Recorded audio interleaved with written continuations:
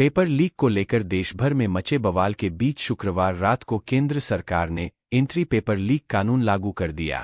देर रात केंद्र सरकार की तरफ से इसकी अधिसूचना जारी की गई, जिसके अनुसार पेपर लीक करने या आंसर शीट के साथ छेड़छाड़ करने पर कम से कम 3 साल की जेल और 10 लाख रुपए का जुर्माना लगाया जा सकता है।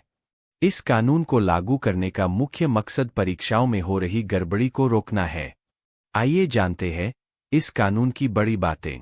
प्रतियोगी परीक्षाओं में हो रही गड़बड़ियों को रोकने के लिए केंद्र सरकार इस लोक परीक्षा अनुचित साधनों की रोकथाम अधिनियम 2024 को 5 फरवरी को लोकसभा में पेश किया था। वहां ये बिल 6 फरवरी को पास हो गया था। उसके बाद इसे राज्यसभा में पेश किया गया, जहां पर इसे 9 फरवरी को पास करवा लिया गया था। दोनों सदनों से पास होने के बाद इस विधेयक को 13 फरवरी राष्ट्रपति द्रौपदी मुर्मू ने मंजूरी दे दी थी।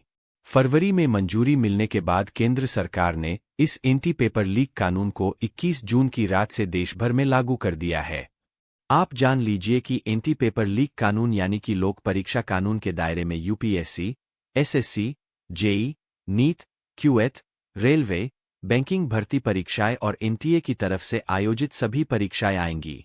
अगर अब इन परीक्षाओं में कोई भी किसी भी तरह की गड़बड़ी करता पाया जाएगा, उसके खिलाफ एंटी पेपर लीक कानून के तहत कार्रवाई की जाएगी।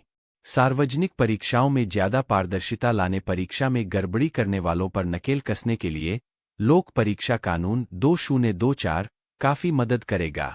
इस कानून के तहत पेपर लीक करने या अनुचित साधन का इस्तेमाल करने पर कम से कम 3 साल की सजा और 10 लाख रुपए का जुर्माना लगाने का प्रावधान है।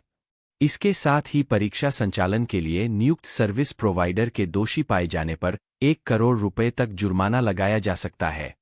इस नए एंटी पेपर लीक कानून के कुछ दायरे भी है, जिसके अनुसार प्रतिस्पर्धी परीक्षाओं में शामिल होने वाले युवा विद्यार्थी इस कानून के दायरे में नहीं है। जब संसद में इस बिल पेश किया गया था तो उस वक्त केंद्रीय मंत्री जितेंद्र सिंह ने कहा था कि इस कानून का उद्देश्य केवल धांधली करके युवाओं के भविष्य से खिलवाड़ करने वालों को रोकना है। परीक्षार्थियों को इस एंटी पेपर लीक कानून के दायरे से बाहर रखा गया है। इस एंटी पेपर लीक कानून में एक high level national technical committee बनाने की मांग की गई है। इसके साथ ही परीक्षा के दौरान इलेक्ट्रॉनिक सर्विलांस और full proof IT security system रखे जाने की भी मांग हुई है। इस कानून के तहत अगर कोई दोषी पाया जाता है तो उसकी प्रॉपर्टी भी कुर्क की जा सकती है। इस कानून का सबसे अहम पहलू कंप्यूटर से होने वाली परीक्षाओं को सुरक्षित करवाना है।